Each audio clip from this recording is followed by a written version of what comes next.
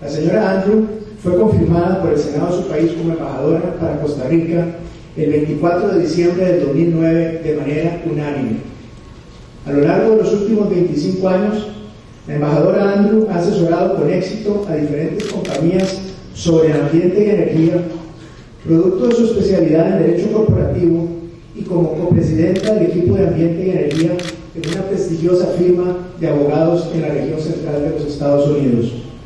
Además, la embajadora Andrew fue cofundadora de una compañía consultora en biotecnología médica, la cual condujo hacia el crecimiento y reconocimiento nacional en su país.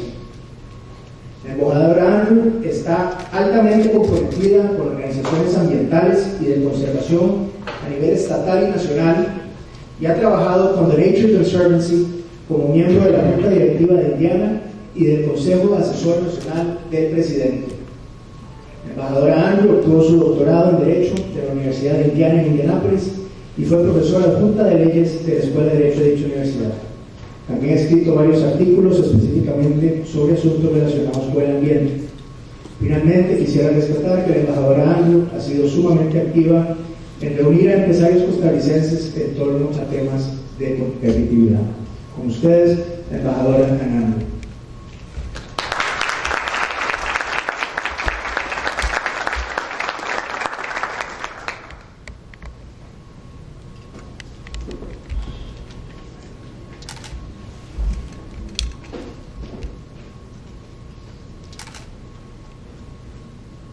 Good afternoon, everyone. It is a great pleasure and honor to be with all of you this afternoon.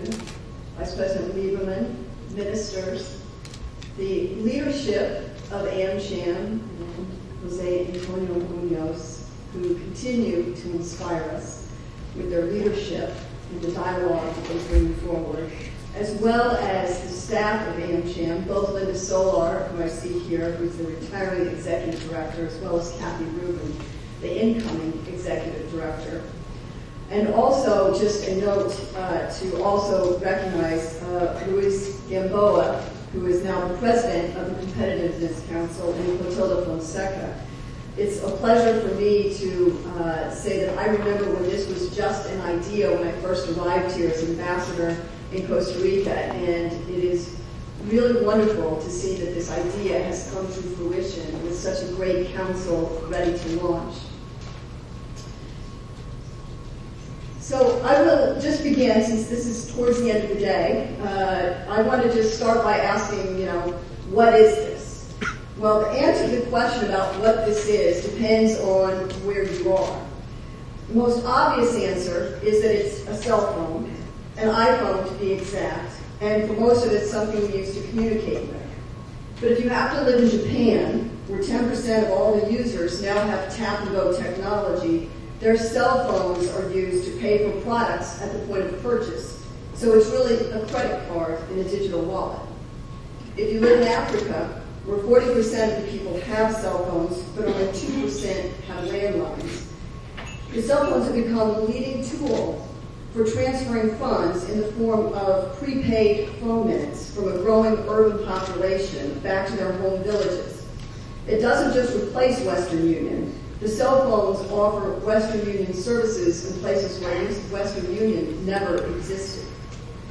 If you're in Egypt, where only 1% of the population have direct online service, the cell phone handset is the way that 70% of cell phone users have access to the internet. It is their portal to the world and to political power. And in the U.S., for those of you who are sitting up close, you can see, believe it or not, this is an original 2007 antique iPhone. Innovation, technology, globalization. These are trends that affect us all as business people and as citizens of the world. So as I begin my remarks about U.S. foreign assistance in support of Costa Rica's goal of becoming a developed country, I want to briefly focus on the impact and issues of the global economy. What are the current trends and issues? There are many futurists out there. I'm sure you all have your favorites. One that has impressed me is a study by McKinsey & Company that has identified 5 of what they believe are the most impactful trends. The first is what they call the Great Rebalancing, which is the shift from a global economic activity from developed to developing countries. A second is enhancing productivity that remains the key to growth and wealth. And this is true particularly as the labor market itself becomes increasingly globalized. A third, more than just globalization, is how the global grid connects economies, capital flows, information, and people, resulting in greater price transparency and new networks of engaged consumers. The fourth is how we price the planet to account for limited commodities, energy, and the attendant environmental risks. And fifth is how the government becomes more important as both obstacle and accelerator, as government is increasingly involved in business and the economy. All of these trends will affect Costa Rica as it strides forward in its efforts to become a developed country. And as Costa Rica strives forward toward a more developed status, of these key trends from the McKinsey study, I believe the key for Costa Rica is the role that the government will play in advancing Costa Rica's economic development. And when I use the word government, I don't simply mean the executive branch. I believe that it encompasses also the legislative branch and the judicial branch.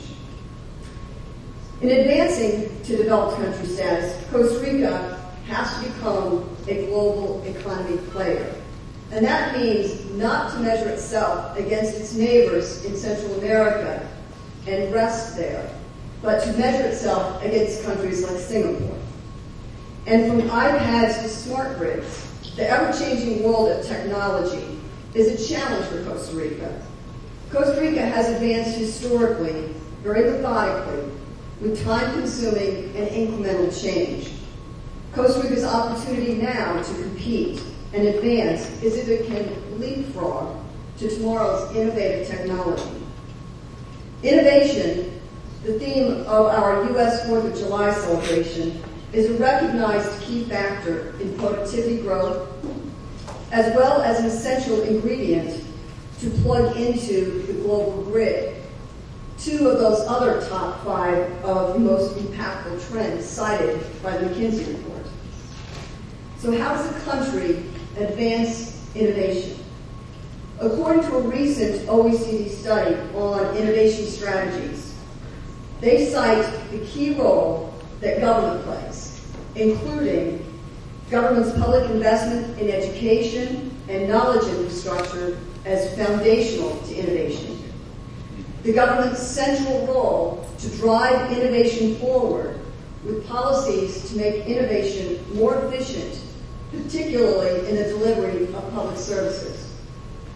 And that government and its policies can be the driving force to increasing society's uptake of innovation, and particularly to channeling that innovation to those areas of greatest need.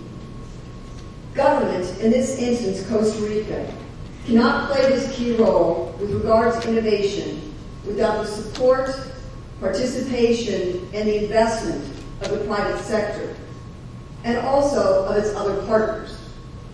The partnership between the U.S. and Costa Rica is rooted in a strong history of advancements for both Costa Rica and the United States.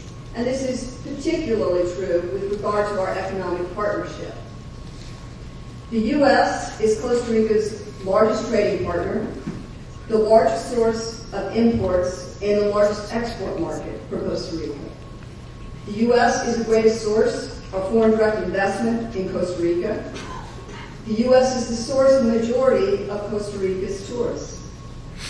With 3,000 plus U.S. universities and colleges that still remain the best in the world, this is a place where many Costa Ricans go to study.